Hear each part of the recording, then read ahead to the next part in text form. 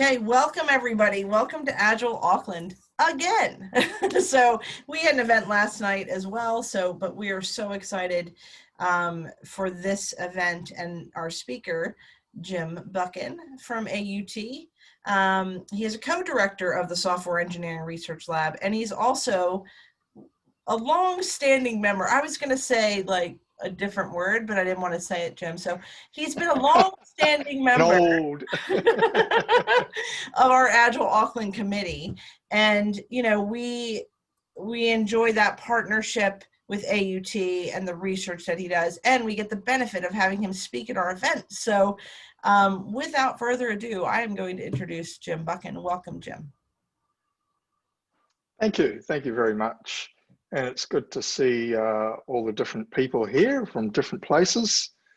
I'm going to be talking a bit about some research I've done. Most of the research I do relates to working with organizations and understanding some of the problems around organizations. And this one sort of came up at an Agile Auckland event initially when we started to, someone was talking to me about the problem they're having with churn with one of their teams and continually having to onboard new team members. Then as I talked to other people, I realized that onboarding was one of these things that wasn't really well understood, and a lot of decisions were made without really thinking about options. So a student and I did some research in this area, and this is some of the results of that, and then I've continued on with it. So I've entitled it Effective Team Onboarding because I've really focused on the team onboarding part rather than onboarding to a new organization. And so I'll be focusing on that. Obviously, someone who's new to an organization, if they're doing agile software development, will also be typically onboarding onto a team. But that'll be my focus around that team onboarding, a newbie to a team. I think we've all had an experience of joining a new team and the feeling of being the new person in that team and not quite sure how things work, not having the skills yet to be a productive member and so on. And so what I've really done is try to take that apart and then understand it by breaking it up and then moving on to that, thinking about how can we systematically design, having that understanding, design an onboarding program. So we've all had experiences, some good, some bad. Some of you may have had the experiences such as we see there in the cartoon. Some of the things that people said as I was talking to them and interviewing them, in fact, were this kinds of thing, which really got me thinking about, well, what is the experience in more detail around other people? I think some of you can probably relate to some of those. So from I don't feel like pulling my weight to I was just thrown in and was scared of breaking something. So these are actual quotes from the people that I've interviewed, and I'll talk more about that later on. So if you think back to your own experience onboarding onto either the team or organization you're with now, or maybe a previous one, think about what you think was good about it. And did you feel supported? Maybe even what you think could have been improved, or what some of the challenges that needed to be addressed. And in the chat, I'd quite like you to answer some of those. Give me some hints about what you're thinking. Like, what did you think was good or could have been improved about your own experience in terms of onboarding onto a new organization? So just start typing into the chat and I'll be having a look at those. While you're thinking about what was good about it and what wasn't good about it, also think about how long you thought it was before you felt you were actually a productive part of the team. Was it weeks? Was it months? Was it a year? So we've got one person, maybe 6 weeks, 90 days, a month to get paid. Yeah, sometimes it's easier if it's starting from a whole new team being put up. Yeah, interesting. Cool. Okay. So there's certainly some people who are thinking it's a matter of months, certainly. So this is what onboarders said, that it was a bit of a tricky process often. It wasn't always successful. And in fact, sometimes it ended up with the new person in the team actually leaving because it was that bad an experience in terms of the onboarding. They felt so unsupported. What the team leaders and managers are saying is a new team member is very common. So they were saying that. There were all sorts of reasons for a team to have a new member in it. They also were saying that they're not satisfied with their current onboarding approach. Many of them said it was a bit ad hoc. Certainly they had an induction program or an orientation for the organization, but in terms of actually getting into a team and becoming productive within that team, there wasn't a clear onboarding approach. There seemed to be many different approaches, some of them quite reactive, some of them very standardized, and it seemed to be a bit hit and miss. And it certainly got the impression that if the impact of a bad onboarding experience was quite impactful. So teams weren't as productive, teams could get pulled down, people leaving, that kind of thing. So a couple of quotes: we want faster learning and faster feeling part of the team, becoming productive and committed as quickly as possible. So it was clear to me that there was low awareness of the options and the goals, and decisions were not evidence-based. And of course, one of my hobby horses is evidence-based software engineering and software development. So now I became quite curious and started designing a research program, and I've been going on with that for a few years, thinking about it and working with some organizations also. So here's my agenda. What does it even mean to onboard? So just so that we get a shared language, and when I talk about some of the concepts and we've got the same conceptualization of the process, I want to explore this idea of being onboarded. So yay, I'm finally onboarded. Talked a little bit about the impact and the big deal of onboarding, and I'll talk very briefly about that. And then the bulk of this will be around how I can design a good onboarding program. We'll be talking about the kind of goals of a good onboarding program, the activities, and how it could be personalized to a particular situation and a particularly newbie, the characteristics of a particular newbie. I'll do a very quick think about how it might be different or the same with virtual teams. So onboarding in a virtual environment with a distributed team. And I'm also going to just introduce you to the concept of offboarding. I'm still in early days about my own research about those two things. And then I'll talk about some learning and some of the takeaways that I'm hoping you have taken away. So here's a very complex conceptualization. You've got an existing high-performing team, hopefully, some new team member, and you want them to become integrated with this high-performing team and become as high-performing, being collaborative, participating, contributing to things, having the capabilities that are needed for the role, being happy, committed, trusted, all those things. And of course, that will happen over time naturally. And some of you have said that takes 3 months, 4 months, 5 months, 6 months, and so on. In fact, the research in the literature suggests it may even take longer. But what we're trying to do now is say, okay, what can we do in terms of a proactive onboarding program to speed that up? So what strategies, activities, resources, practices, processes can we bring into play to bring that up? I'm going to say that we need to take into account the experience, the capability, the disposition, and maybe even the personality of the newbie. We need to think about the way the team works and the tools they use and the team norms, and use those kinds of information to design some sort of personalized onboarding program for that onboarder in that situation. And of course, I'm also expecting that it's an iterative thing, so it's a dynamic and we react to some sort of feedback loop in there. So that's where I'm heading, basically, looking at how we can do that and very quickly looking at how it might change online. So from an onboarder's perspective, it's a change. So they, at the start of it, have maybe lacking some skills and capabilities and understanding. And by the end of onboarding, of course, they've got those skills and they are becoming a productive, integrated part of the team. Of course, some may say this is what actually onboarding is like. So knocking people down off their pedestal where they think they know everything to realizing there's so much to learn. However, I'll leave that model aside. Going back to this one, the question is how long it will take. So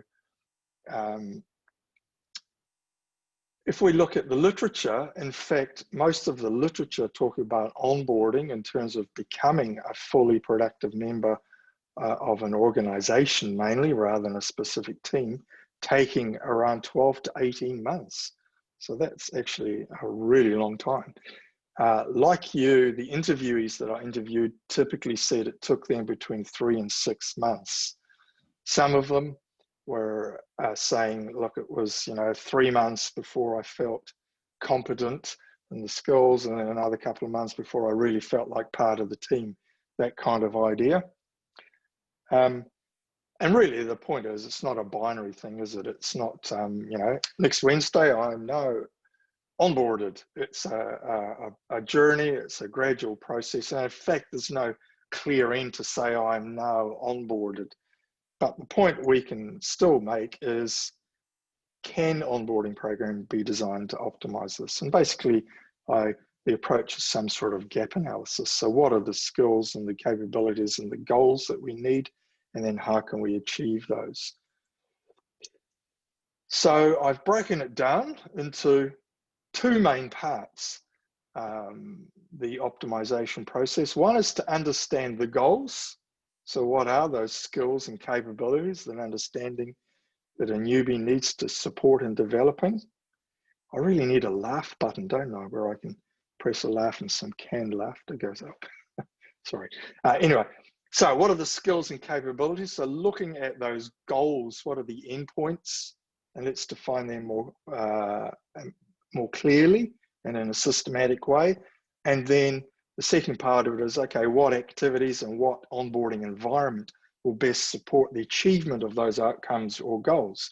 So I've broken it up into those 2 parts. Let's look, first of all, at understanding the outcomes or goals of an onboarding program. And we can get a sense of what those goals are from talking to people and their onboarding experience. So I'll give you some ideas from that. And we can also get some ideas from research, such as Google's Project Aristotle, and there's a lot of research on teams and high-performing teams and the likes in the literature. So just to give you an idea of some of the things that interviewees mentioned, so a good onboarding program, they said, would allow them to learn quickly about the technology and the tools and their way of working. And like most developers, that was the first thing they thought of, so that they become skillful, capable, independent, contributing, productive. They also talked about becoming part of the team and feeling like they're part of it. So they're comfortable with team members, they feel like they're trusted and they're able to trust other team members. There's some empathy going on. There's this feeling of having each other's backs, and themselves becoming engaged and motivated quickly, so that they are a happy part of the team, satisfied and committed to their work in the team. So those are some of the things that the interviewee said about the goals. If we look at something like Project Aristotle, which most of you will have heard of, so Google studied 180 teams for 2 years and discovered that there were 5 team characteristics that were disproportionately influential in how effective a team was. And they are psychological safety. So is it okay to make a mistake? You don't have to feel embarrassed, or you're not punished for it, or feeling insecure. That the team are dependable, that we can count on each other, and that there's structure and clarity around the plans, around the work, around the goals, around our roles, and that we have some meaning, that we feel like we're part of something that's meaningful to us. And related to that, we fundamentally believe that what we're doing has a purpose. It's important, it matters. So if you think of those 5 things, they're also the kinds of things that a new team member could change. So they could be quite negative and pull the team down, or looking at it in terms of, well, we need to have the new team member feeling like they're psychologically safe, that they are feeling like they're highly dependable. So these are the goals of the onboarding program at some level as well. If we go to the wider literature, so this was a systematic literature review that a student did, we found that there were these 5 main themes around being onboarded in terms of culture, job responsibility, standard of work, development process and tools, and the actual project or product knowledge itself. Breaking those down, so culture, there was typically 2 aspects to the culture. There was the team norms, and then there was the organizational type culture. So how can we get someone to understand those team norms and to be fitting in with them? And there are some specific team norms that are more important than others. I can point you to a study around that, but don't have time for that. And I've just put some references there just to show you the kind of thing that we did for this. And then just continuing with that, around job responsibility, it's understanding expectations and accountability of themselves and others, and who has expertise, and then understanding what work should I be doing and when. In terms of work standards, it was around the current code base, how to test and code to the team's standards and expectations, and understanding what quality means for a particular team. The onboarding program should allow a newbie to understand and adopt the agile mindset, so not just an agile way of working, but the actual mindset itself, and then know how to have the skills and capability to use whatever tools the team use, technology the team uses, any other artifacts, techniques used by the rest of the team. So, that could be all sorts of things. So the development process was certainly a big one for most of the people that we interviewed, and it was probably their focus, but we can see it's actually quite a broad set of things. And then in terms of the project knowledge, understanding what is your product domain, what's the words, what are the main concepts, and then understanding the long-term and short-term work structures. So that was kind of a systematic way of looking at the goals of an onboarding program. Now, of course, the next part of it is, okay, what do we do to achieve these outcomes, to achieve these goals? So now we're looking at what activities or techniques will support the newbie to achieve these goals. So we went to the interviewees and we asked them, what do you remember back to your onboarding program that were some of the things that you thought were influential in helping you to get onboarded onto a particular team? We asked 13 individuals, so they were quite detailed interviews. They were almost 2 hours, and they were from 10 organizations. We actually got 83 different activities that were identified, and we mushed them up. Some of them were very similar, so we categorized them and collapsed them down. Some of them were synonyms for each other and so on. Some of them we didn't understand and so on. So we ended up with around 27 techniques that these 13 individuals said were important to their onboarding. So you can see the kind of thing, getting a product overview, being able to review the code base, being assigned to a peer to do some peer programming, attending a course and using an agile way of working. We did the river of life, so I've seen that in a couple of organizations now, and so on. So there's quite a lot of things. If we look at what were the most important ones and just put them into some sort of order, what we saw was that working with an assigned mentor and access to an online community, so Stack Overflow, whatever, were actually the top 2 that almost everyone said, here we go. These are the ones that in fact, everyone said working with an assigned mentor, and everyone said access to online communities. So they were obviously very high frequency. And if we look at some of the other ones, they're in order of the top 10 there are in order. So you can see, I'll talk about what getting peer support means, but you can imagine it's things like being able to ask a question, getting help with a particular task, those kinds of things. So those are some of the onboarding strategies. And I haven't got time to go through each of those in detail. I could.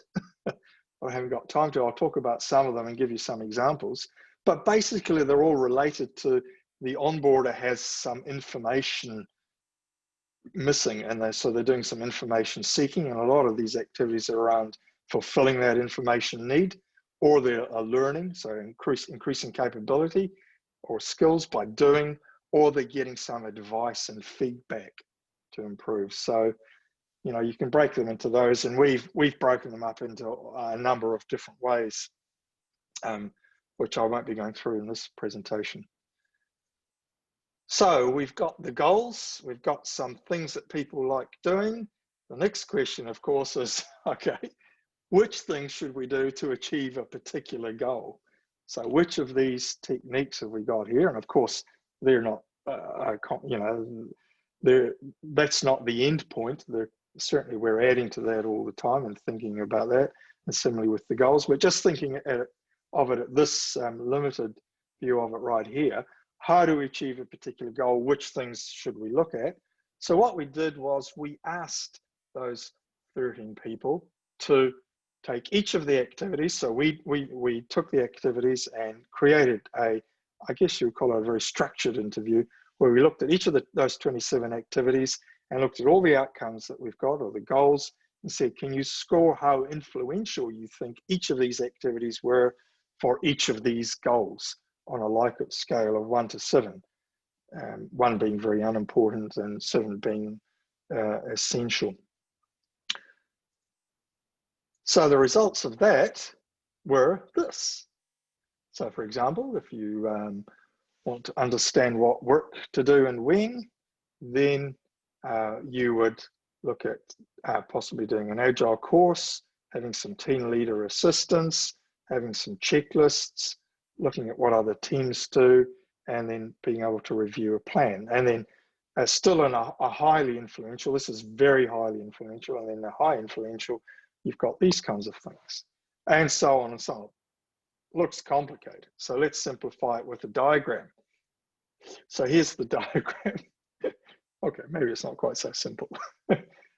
What we're seeing though is a clear set of relationships between things that we can do for onboarding, activities, and the goals of those. And we can use this to extract, for a given desired outcome, what are the important activities to be included, or for a given set of outcomes or goals based on understanding a particular situation and a particular onboarder, what are the set of activities that are more likely to give us success. We can also see which of the onboarding activities that give us the best bang for our buck. And it is this mentoring and peer support. Almost, well, every single one of these onboarding goals were in fact contributing in a high or very high way to every one of those goals. So mentoring and peer support are two things that are important to understand and plan into an onboarding program, because you'll get the best bang for your buck around that. So let's take an example. So let's say we're looking at improving the cultural goals for a particular newbie. They may be new to the organization, they might be a grad, whatever, but we're trying to understand what activities should I do to improve the cultural, achieve the cultural goals of understanding the team norms and understanding the culture of the organization. So if we pick those out of our diagram, we can see the very high aspects are around peer support and team leader support. So those two things are key things that we need to make sure are happening. And then we can see some of the other things that are important around that. In terms of understanding company culture. Only some sort of formal induction or orientation program had a very high influence. Most of the other things had high, but not very high influence. But you can see the kind of things that are important if you want to understand company culture. All of these have some sort of aspect of helping understand the company culture. And I'll talk a little bit about some of those now. So if you look at mentoring, for example, which is one that contributed to almost everything.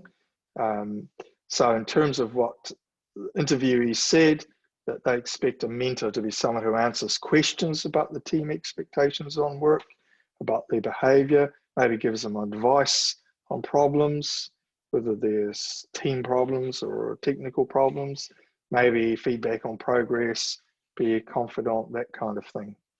Peer support was around the ability and the willingness of other people in the team to provide help with tasks, with tools, with technology, to encourage, to be empathetic, to be willing to teach and also be taught sometimes.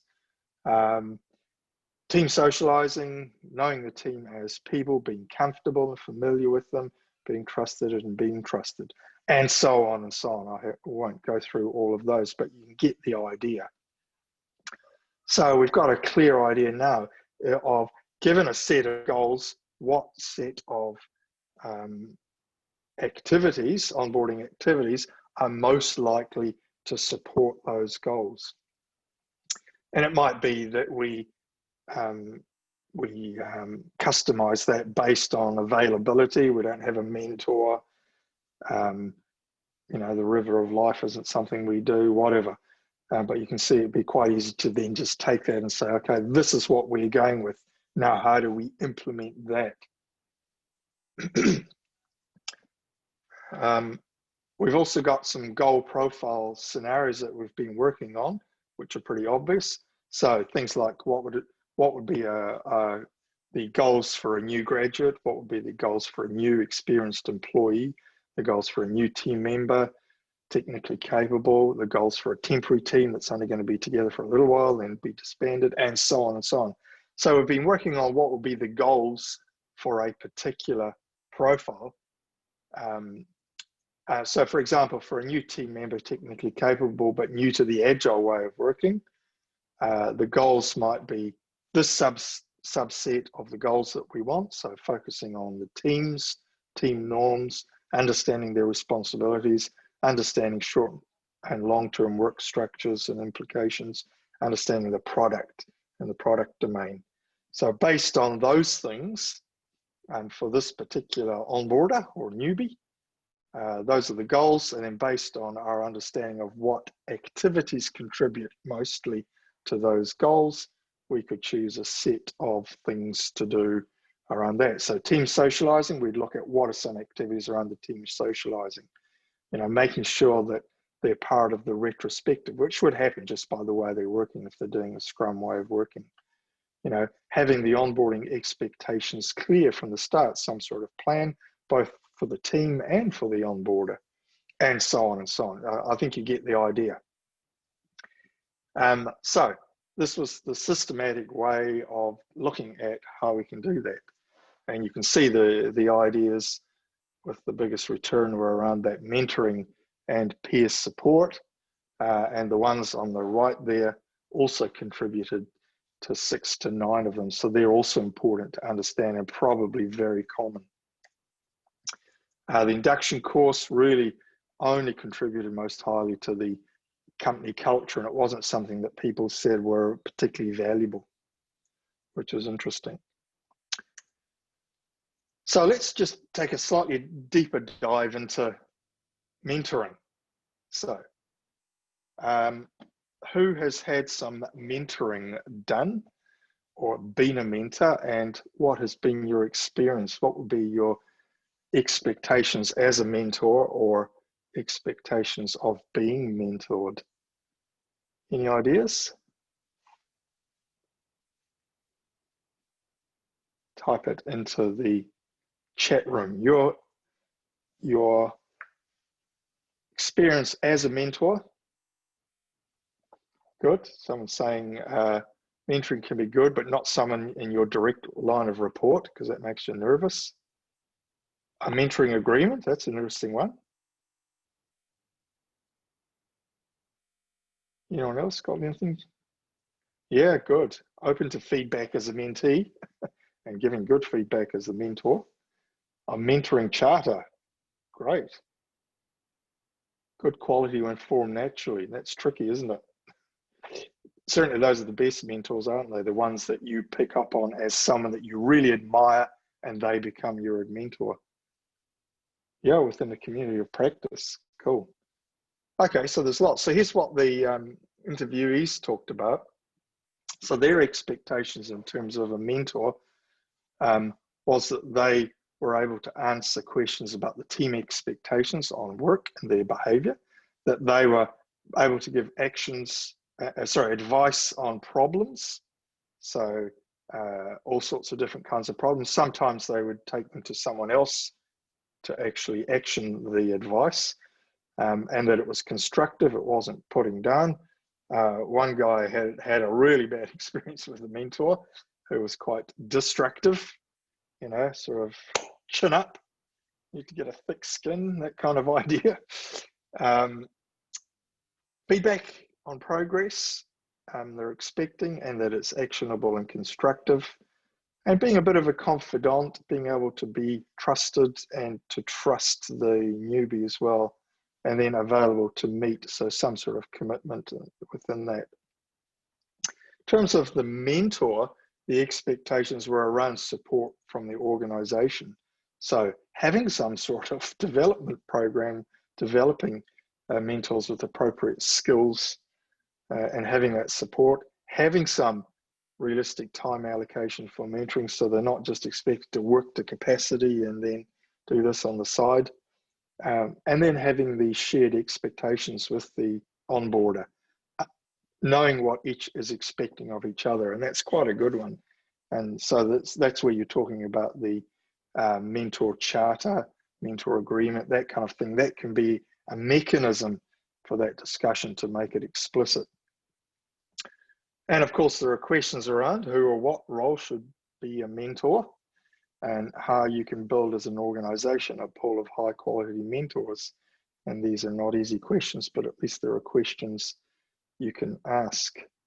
Someone has said, yes, a buddy system, and certainly that was something that other people talked about also.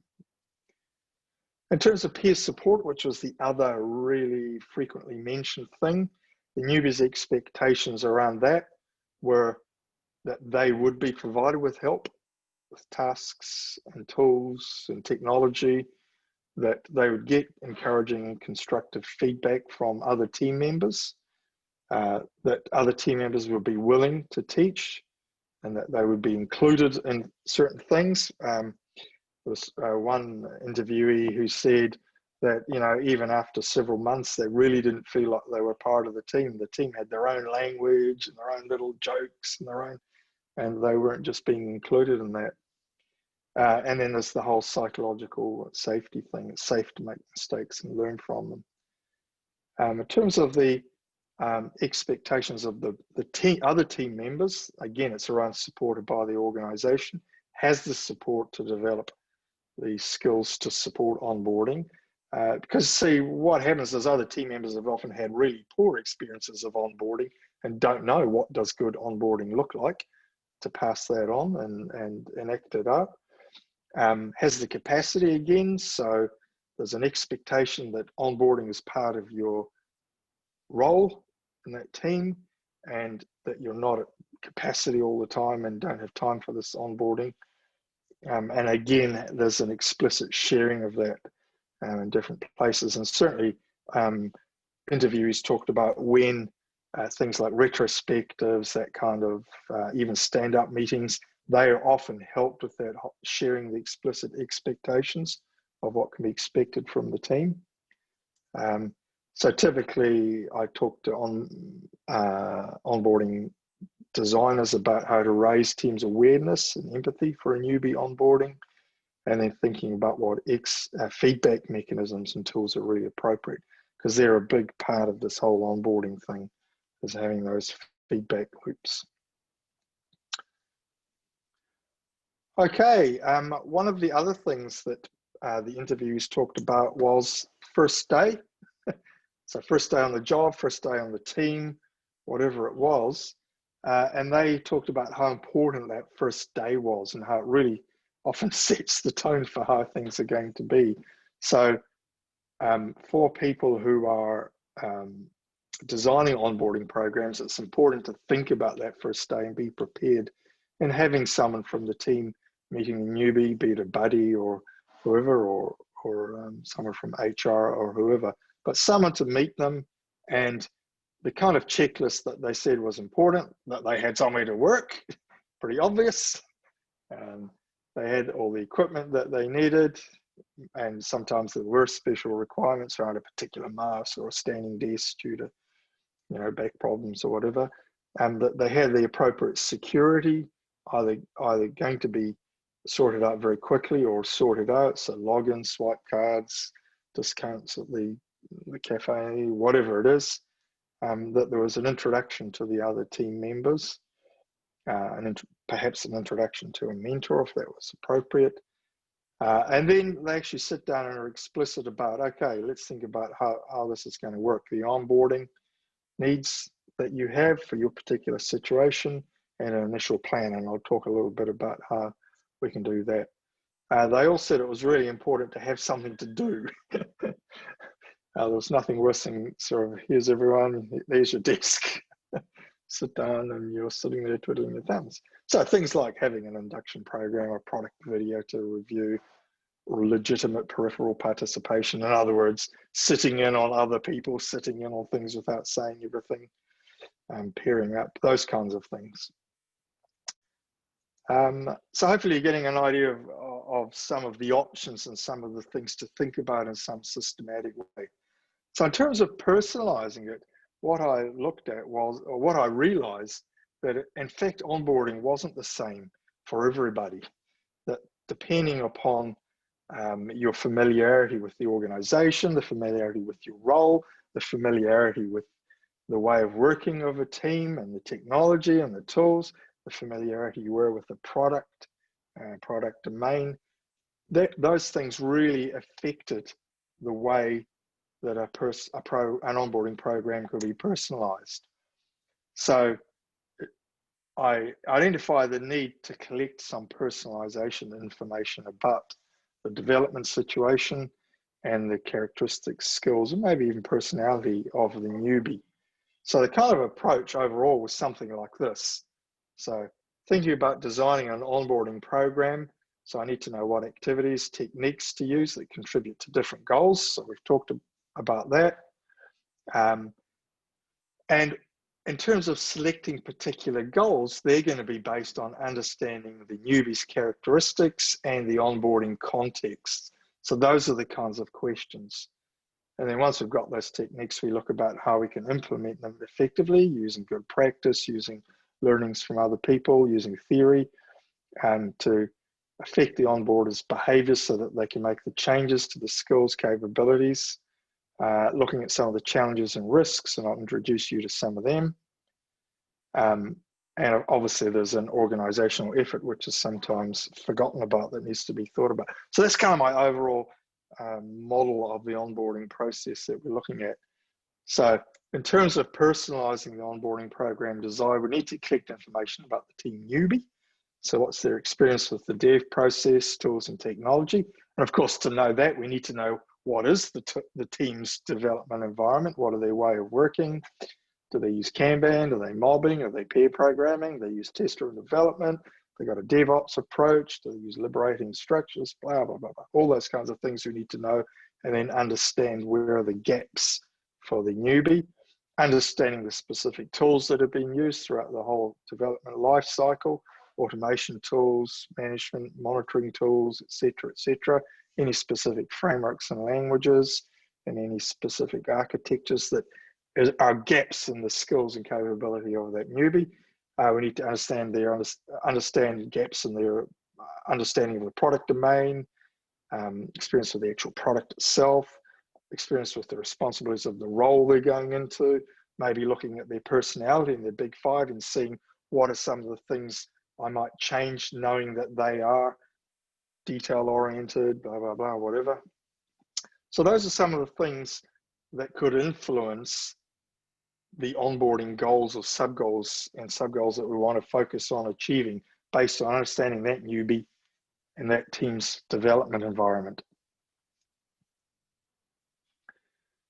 So here's the process in its entirety. So collecting the personalization information, deciding which goals are relevant, and obviously that's an art, not a science, but there are some guidelines, and I've been working out some mapping guidelines, and then based on that, selecting the onboarding tasks that work for those goals, and then doing some planning. What are the resources we need?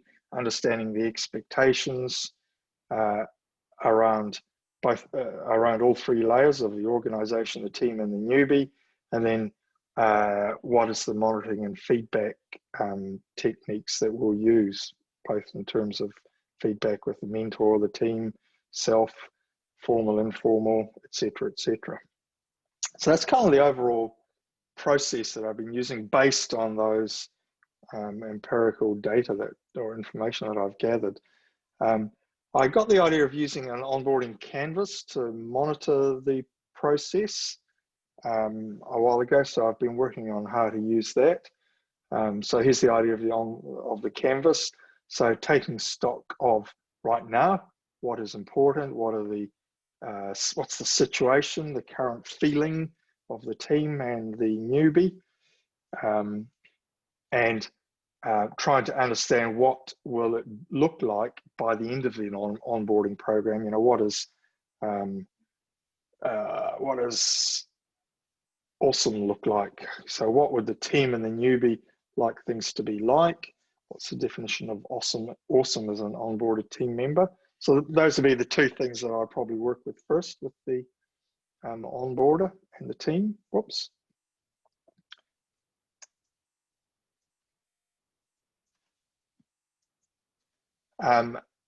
Looking at then, based on those things, what are the next target goals? So you can see I'm thinking of this as iterative. So next immediate outcomes and onboarding goals. And then based on those goals, what are the next steps? What are the actions, the activities that we need to take for the newbie to achieve those target goals that are moving us towards awesomeness? So just as a quick example, this kind of thing. Good understanding of the code base, da, da, da, da. So you can see the kind of thing that you might fill it in like. So I haven't tried this with a company yet. I'm keen to try it with an organization, hoping I've got one I'm going to be working with soon. And if anyone else wants to work with me, I'd be very happy. In terms of onboarding and virtual teams, this is really something that people are starting to look at, and you know, I could do a whole session on this, I think. So I just wanted to introduce you to some of the ideas, and I'm mainly looking at what's coming out of the literature because it's got some credibility in terms of it's got some evidence base behind it. So there's just 3 examples of some research. So one, I'm looking at onboarding and distributed software teams, and basically they concluded it's pretty similar to not distributed. So the online experience is actually pretty similar in terms of the kind of goals that you want, and the variable factor was really around the communication tools, and the process that you had could be quite similar to the face-to-face process.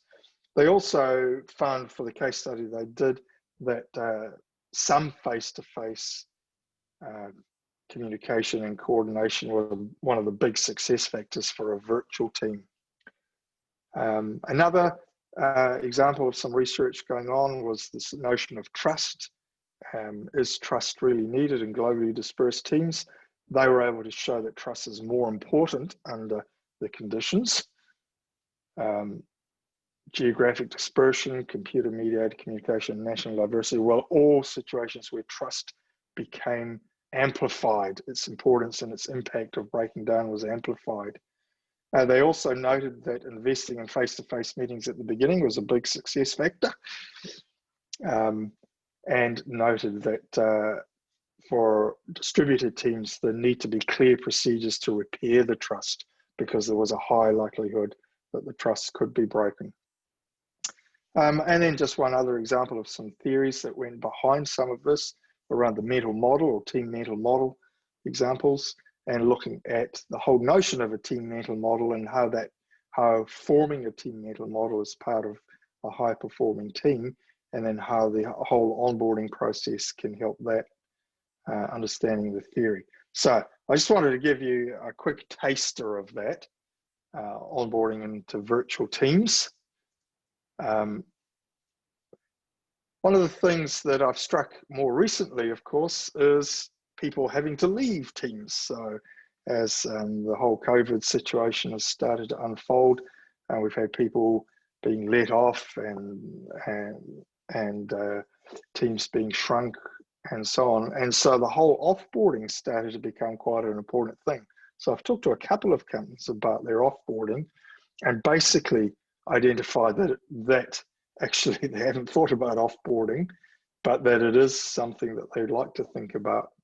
So I've just started to think about the whole offboarding issue and how to support the person that's leaving and not burn bridges, and how they can be supported with that whole process of departing, and also how to support the team who have now got a loss of knowledge, capability, and probably a friend. And starting to think about some of the offboarding practices, but it's still early days. But you can imagine a last day checklist, just like we had a first day checklist, and then looking at some of the techniques for that offboarding. So keen to talk to anyone who's had any thinking about that. Yes, the morning phase of Tuckman, exactly. Okay. Some of the challenges, just very quickly, that the interviewees mentioned in terms of onboarding. So a big one was actually lack of awareness of onboarding options and goals. This is the way we do things here, or we're throwing in the deep end, or there's nothing, or good luck. The onboarding experiences of those who are designing onboarding programs is often not great, and so there were biases around that. We found onboarders feeling like they were interrupting their peers or their team leaders when they had a question, or they were unsure, or they were scared of making a mistake. So things like everyone's just working to capacity, don't have time to help. It's not it's not something you are rewarded for, supporting an onboarder, not even knowing what good onboarding experience is, and the rest of the team are familiar and act on tacit knowledge and don't even realize. Those are some of the challenges people said. In terms of mentors, they're not available when needed, or not really committed, or not even skilled at mentoring, were some of the things people said. Interesting one, there's a tension between spending time learning and proving your capability and being judged. So showing that you are improving and wanting to learn stuff. It's a bit like the tutorial trap, isn't it? Where you want to learn something new and you just go from tutorial to tutorial. Some organizations, time for social activities is limited and undervalued. Documentation that they asked to read to help with the onboarding is out of date or isn't there. And then there's the whole funding in terms of, look, I would benefit from a course on this tool, this technology, training course, conference attendance, or whatever. So setting aside fundings for that. So those are some of the challenges that people said. And of course, I've got lots of questions for the future. Lots of interviews I want to do for other onboarders. I have only looked mainly at the onboarder perspective. I'd like to look at the mentor, team leaders, and other team members' perspectives. I've got a student at the moment trying to create a tool to support that whole program, collecting the information to personalize it, based on that information, suggesting these goals or outcomes are wanted, and then based on those outcomes, suggesting these activities, and then saying, here are the good practice for each of these activities, and then here's a tool to help you monitor it and feedback, go around that feedback loop. whether that's a canvas or whatever. So we're working on that, looking at online a little bit more deeply. In case you want to read about the actual research itself, there is a paper published I presented last year in Brazil, which was nice. And that's really all I wanted to think of. What I'd like you to do just before we finish, where am I? A little bit long, is to think about this based on a lot of information I've thrown at you. Basically, as I wanted to seed a lot of ideas and show you that there are lots of options, and you can come back to this and have a look at it. What would be, just thinking about what you've listened to, what is one practical action you could take at your work to improve team onboarding? Any ideas? Read Jim's article. Nice. 100 pages plus documentation is a problem. True. Go to the pub. Yes. Yeah, let's see. Planning is about looking into the future and imagining what it would look like. So that's really what I'm trying to think of. Using design thinking sessions to build a view team of onboarding. Great. Lovely. Yeah. Ensuring there is a plan. So at least looking at options, looking at it. Yep. River of life and building trusts. Absolutely. I use the river of life with students. Although, did we this semester? I don't think we had a chance this semester. Team lunch or dinner. Yep. A buddy. Yep. Not just making people watch videos. So you can see, you know, what people's experience has often been quite limited. And hopefully what I've showed you is that there's big options there. And if you look at it systematically in terms of what are the outcomes, in other words, what are the gaps in your onboarder in the situation, and then what are the activities that we can do to close those gaps. Doing that in a systematic way can really be helpful. Okay, well, here's what I want you to take away. A good outcome is more likely if it is planned and designed and you've thought ahead. Hopefully you now realize there are lots of options. Some of them are going to be useful for every situation, almost every situation. Bad onboarding has a high impact. You need to design the suits to suit the needs of the onboarder, the team, the way of working, all of those kinds of things, the type of project, the type of work, all of those kinds of things need to be taken into account. I've given you some idea of how you can take them into account. Your organization has a lot of responsibilities. So a pool of mentors, money set aside, training goals, expectations. You know, there are a lot of those activities rely on an organization fronting up. So that needs to be happening. There are some risks and there are some challenges. It's not a one-off and one way fits all. There needs to be a monitoring of progress and adapting, feedback, and then an adaptation of that process. Listen, there's a whole lot of research I haven't talked about. So if you look at new graduates, is one that both Google and Microsoft have looked at. You know, Google found that isolation and lack of collegiality were the big blockages for a new graduate onboarding. Microsoft found that social naivety and poor communication skills were a big problem, and found that mentoring and peer programming and legitimate peripheral participation, watching others, were the big things that they found useful in helping a graduate get up to speed quickly. And you know, there's lots of other stuff which, given several days, I could go over with you. So I think what you get out of that, well, what I got out of it, looking at all the literature, was it's very complex.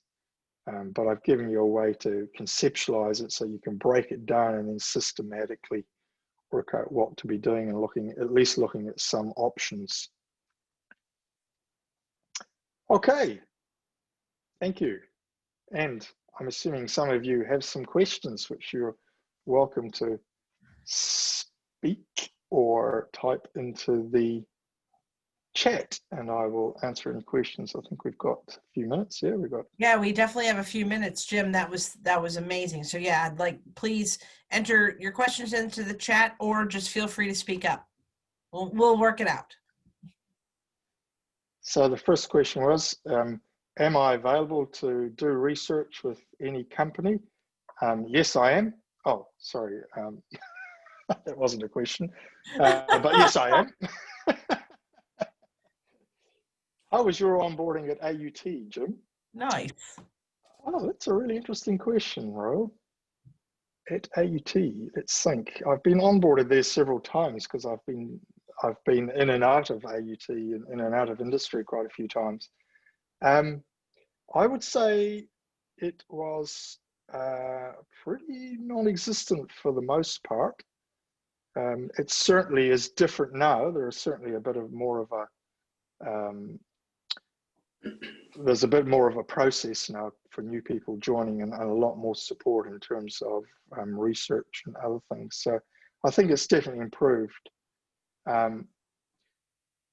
Yeah, so I guess I was coming in as an experienced computer professional because I'd been in the industry for a while, and I'd also been a teacher. So I guess I came in with the right combination of skills. I do think there's two levels of onboarding, if we have to think about it, because like I said, I've been onboarded in very large corporates and then real tiny startups. And with the large corporates, there's definitely two phases to it. There's the onboarding of the ecosystem as a whole, and then into your department. So my question was, with regards to that, a bigger corporate, who leads what and to what level do you go down or start as a team lead or a hiring manager? Yeah, I think part of the question I think you're asking is who designs the onboarding program. There's probably someone who designs that corporate orientation induction, and then there's maybe someone else who doesn't design that going into a new team. It's kind of whatever that team does or the team leader happens to do. So I guess what I'm saying is that if we think of that as a whole, let's design it. And the induction into the organization, then compliance rules and HR rules and those kinds of things are only a small part of the whole onboarding program. The onboarding into the organization is an ongoing thing that can be monitored, and there are some goals that we have there in terms of understanding culture and the compliance and so on. But there are also those aspects of getting into that team that are important. So I'd like it if someone kind of worked with the people who are involved in those different parts and had a holistic view of the whole thing. And as a recruiter, the amount of effort that is taken when you get really good hiring managers creating good job descriptions and understanding what they'd like and how they want to recruit the right person, you can use that same information and just make sure that there's a golden thread. Yeah, absolutely. Yeah, you're quite right. I haven't talked about the link between recruitment, but there's a whole. There's definitely a link, but there are some other goals that are around that recruitment. But yeah, there's definitely a link to it. If you've got a good recruitment process, then the onboarding process can be simplified often. Yeah, good point. What organizational commitment is missing? So in terms of organizational commitment, it was often around the resources. So people talked about, look, I don't have access to Stack Overflow or some tutorial or something like that at my place of work because of security restrictions or whatever, or they weren't willing to pay the fee. There isn't a mentor who's committed and good available. It's because the organization hasn't committed to that. Training, so money for training or resources for training, a commitment to feedback and an ongoing improvement program, I've actually got a whole list of things, and some of them are in the paper, around what is the organizational responsibility that's needed. And it's big, actually. I was surprised when I started to write it. What do you think about quantifying costs of good or poor onboarding? Yeah, it's a tricky one. I mean, it's not an easy thing to predict, in fact, what good or poor onboarding is for a particular situation and what the outcome will be for a particular person in a particular situation. But certainly it can have a big effect in terms of the productivity of the team, which I guess you can measure, maybe, although I don't believe you can measure productivity. And, you know, losing someone. Sorry, John, that's my question. I suppose the buy-in from management around spending time to set this up well is obviously a cost. And so the basis or the context of the question is, how can one justify to the powers that be actually putting some effort and time to this, given that, you know, this approach, you could measure it against that and say, look, I'll do 3 out of these, you know, 15 things for a new person to the team. And then do the full list on the other side to another person and sort of get some feedback that way and to make it work. Sure. I mean, there's an obvious metric, which is how quickly did the team they got onboarded, and was it quicker than before? Which is one of the things we've been looking at. But of course, you know, it's when does it end, and it's a feeling kind of thing. It's hard to put a hard metric on that. I think the reasoning and the logic, and it, you know, to some extent it's a one-off process setup. Look, here are the questions we need to ask, here are the goals based on the answers to those, here are the techniques, here is what makes sense or what we can afford in this situation. So it's not, you know, it's just trying to make the options and it a more systematic process, but it's still at any stage able to be changed, I think, and able to be customized to a particular situation. But I think it's better, it's given a bit more structure and a wider set of options than a lot of what I'm seeing in terms of team onboarding at the moment being almost implicit, or you know, we haven't really thought about it, or this is what happened to me, I got thrown in the deep end, so you're going to get thrown in the deep end, those kinds of things.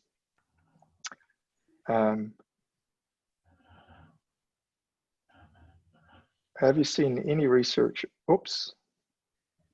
just looking at Anthony, around growing teams and setting resetting norms as a stream of new people arrive and onboarded onto them? I've seen related research, particularly, I mean, the number one influencer of a team's success factor is actually around the team norms. And there are 2 team norms that are the most influential. Let me think if I can remember them. One of them is about people feeling like they have a say, and the other one I've forgotten.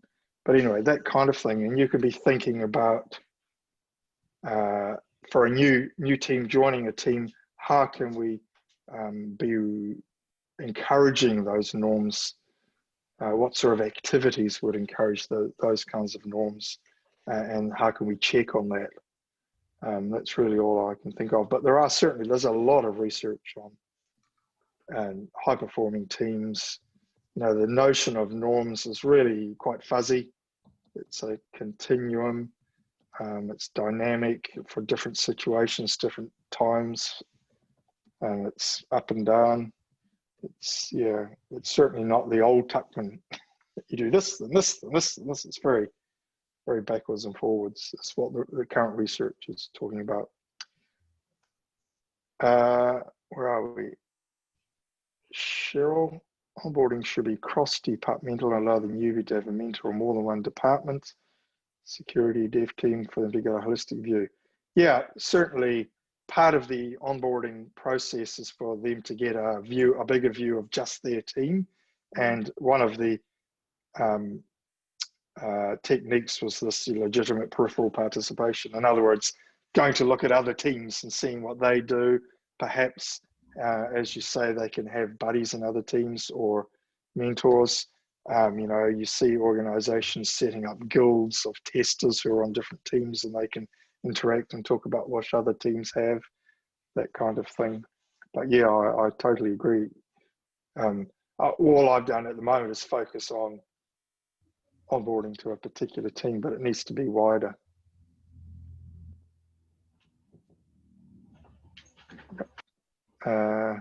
Hit the ground running, yes. Contractor is an interesting one, isn't it?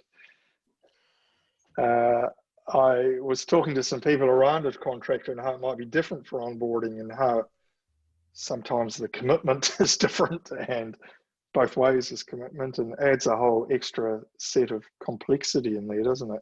Yeah. Yeah.